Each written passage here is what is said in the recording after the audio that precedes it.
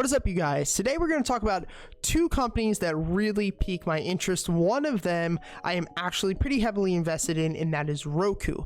The second company is going to be Peloton. We've all seen the Peloton IPO not too long ago, and ever since then, it has just been, astronomically going up. It went from $17 back in March all the way up to $61. And as of today, some pretty big news has come out of both of these companies. And the news is that now an affordable Peloton workout application will be on all Roku products, as well as all Apple products, as well as all Amazon products. So let's kind of just quickly go over this article that we have now from Forbes magazine. The title is "Affordable Peloton Workouts Are Now Available on Roku."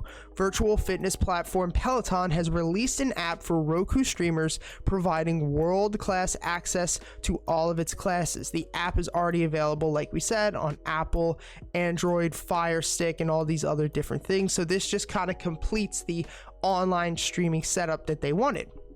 And now this kind of says, and I actually was talking with my private stock market mentorship group this morning about how I really messed up when it came to Peloton. I thought Peloton was just, a super expensive, at-home bike and treadmill company that was extremely overpriced, that, the rich people in my area bought, and it wasn't for, kind of mass produced consumers. But they go ahead and they do this, right? So this is Peloton's digital membership, which costs $12.99 a month. Perfect, right? Because $12.99 a month is not so much money that nobody's going to really, join, but it's also not like it's so little amount of money that obviously the company has to make it worth their while. And $13 a month is in that sweet price point where even if people don't use it, they're not going to get rid of it. It's kind of like the Planet Fitness membership mentality, where it's like, oh, it's $10 a month, $20 a month. If I ever want to go, at least I have my membership, right?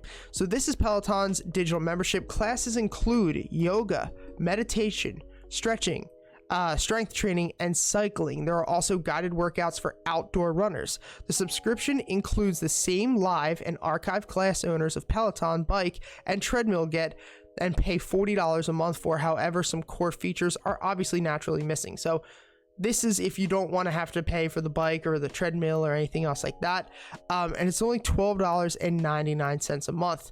And this is huge, guys. Like this is really big for a company like Peloton. This is really big if you're an investor in Roku like I am, and really big if you're an investor in Peloton, because one of the biggest things is, like, when you look at the economic moat of a company like Peloton, it's really not that big, right? What they're doing is great, but you're either going to pay for a very expensive bike or a very expensive treadmill, and then also $40 a month to keep up your membership with them, right? That's the beautiful thing about the Peloton business model.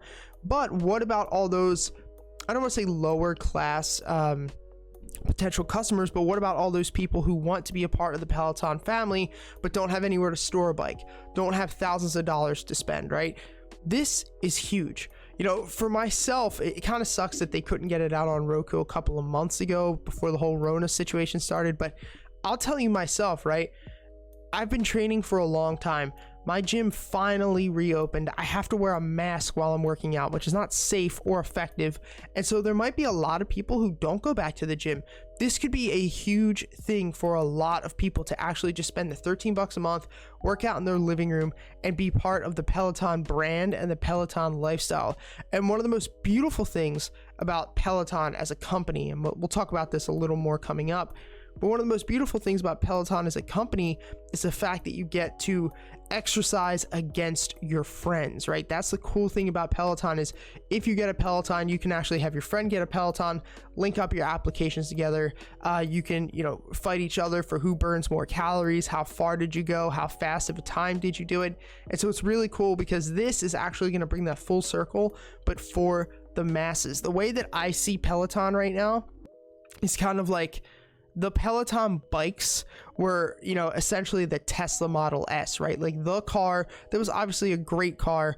I'm not gonna say about the quality or anything, but it was a great car. Everyone who owned them loved them, but it wasn't a mass-produced car. It wasn't something that everybody could get their hands on.